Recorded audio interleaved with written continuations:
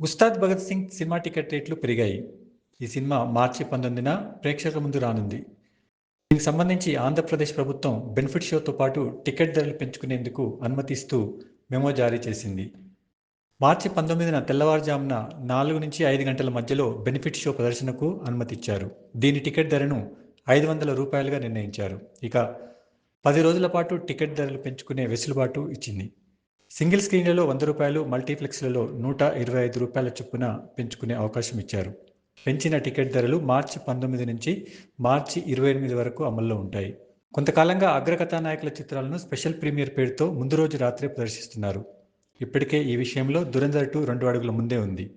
మరోవైపు తెలంగాణలో టికెట్ల రేట్లు పెంచాలంటే సినిమా విడుదలకు 90 రోజుల ముందే గవర్నమెంట్ మెమో ఇవ్వాలని హైకోర్టు ఇచ్చిన ఆదేశాలపై సుప్రీంకోర్టు స్టే ఇచ్చింది. హైకోర్టు ఉత్తర్వులపై మైత్రి మూవీ మేకర్స్ సుప్రీంకోర్టులో పిటిషన్ వేసింది. దీనిపై సుప్రీంకోర్టులో విచారణ జరిగింది.